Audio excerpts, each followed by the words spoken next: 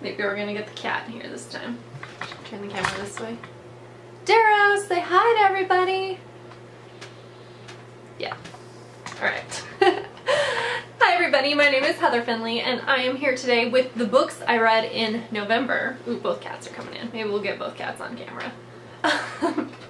There he is. Hey Darrow. Oh. Getting your ocelot? This is his favorite toy. Okay, I'm getting distracted. So, in the month of November I had a not spectacular reading month. There was a couple books I started and ended up just not finishing. So, I only actually finished 6, but, you know, it happens. I did read a couple that I really liked though. So, let's dive into it before the cats get too much. Oh, as he attacks me. Sorry guys, sorry.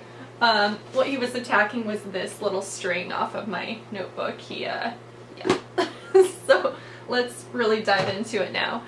The first book I finished was Down the Rabbit Hole by Holly Madison. I did the audiobook, so it was Holly reading it. This is her story about her time at the Playboy Mansion and dating Hugh Hefner and all that.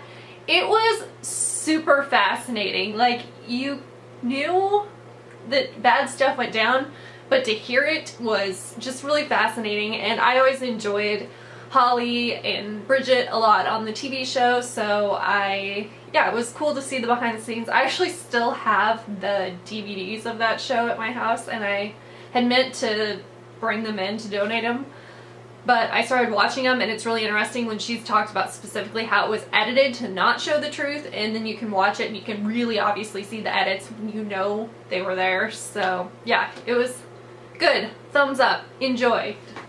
After that, I finished Top 21 by Janet Ivanovic. Again, this is another book in the Stephanie Plum Bounty Hunter series. I am trying to get caught up on it. These books are all just super similar to each other, but they're quick reads, they're fun. You know exactly what you're going to be getting, so I'm probably going to try to read a couple more this month, maybe. After that, oh, hold on, I'm coughing. Dutch Brothers. After that, I finished The Vegas Diaries, also by Holly Madison. This is about her dating life, and especially when she moved to Vegas and starting Peep Show and everything. I actually saw her when she was on Peep Show, and it was awesome. So yeah, again, this was super interesting. I've been to Vegas many times in my life, so her talking about different places there, I knew what she meant.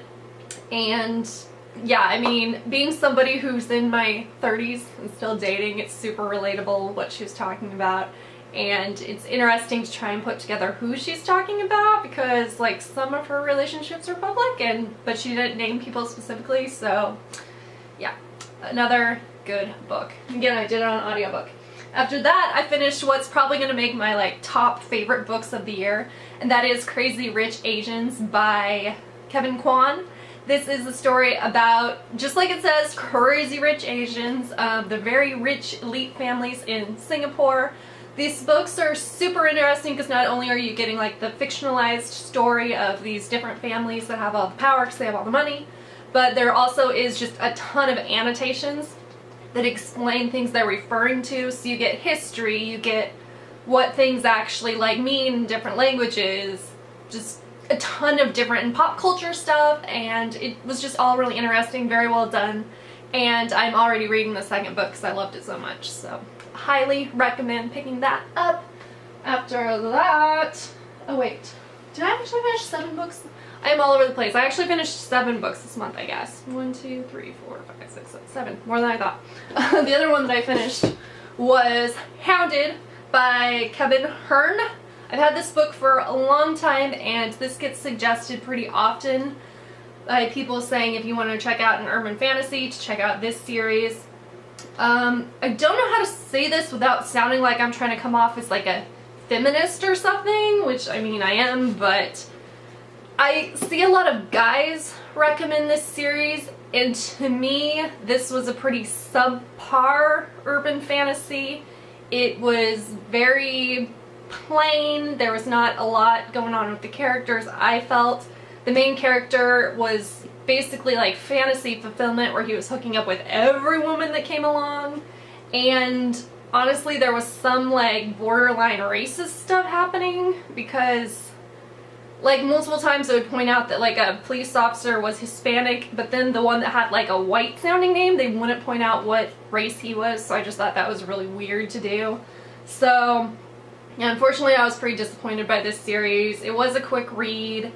I doubtfully will continue reading them though. So if you're looking for a good fantasy series, there's so many, or urban fantasy I should say, there's so many just phenomenal ones that are written by girls, to be honest. I mean, there's great guy writers too, but I would not rank this as being good. To me, this was on level with a lot of the very first starting random fantasy ones by women. And there's just, like, go pick up some Rachel Kane Weather Wardens, or go pick up the Richelle Mead Georgia Kincaid series. Something. There's so much better ones out there, I promise. Oh, or if you're looking for a good one by a male author, pick up Tad Williams, The Dirty Streets of Heaven. That series is phenomenal and so much better done than this one. So, thumbs down on this book, sadly. After that, I also finished the audiobook of Artemis by Andy Weir. This is the author of The Martian, and this is the new series that is about a settlement on the moon, and our main girl, Jazz, is kind of a criminal kind of girl, and she gets caught up in some things. I loved this book. It definitely had a different tone than The Martian, but you still get a lot of the technical stuff in it that was so interesting in The Martian, and yeah, it was just very well done. Thumbs up, yes. Oh no, my power's about to go out. After that, the last book I finished of the month was The Nerdist Way by Chris Hardwick, the King of Nerds. Or is Kevin Smith the King of Nerds? I don't know, they're tied. But this is a self-help book on how to lead your nerdy life well. It was a weird book. Like, it literally had how to format stuff in your computer to find it easier, and a lot of workout and just random stuff. But I love Chris Hardwick, and I could totally just like hear his voice as I was reading it. So I don't know, this one gets like an in-between, like 3.5 stars out of 5. So yeah, there's that. And sorry this video is so random. Maybe I have way too much energy from my Dutch brothers, but and the cats are running around.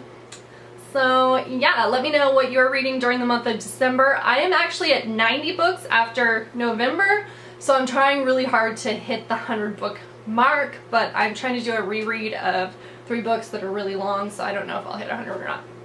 We'll see. So talk to you guys later. Bye.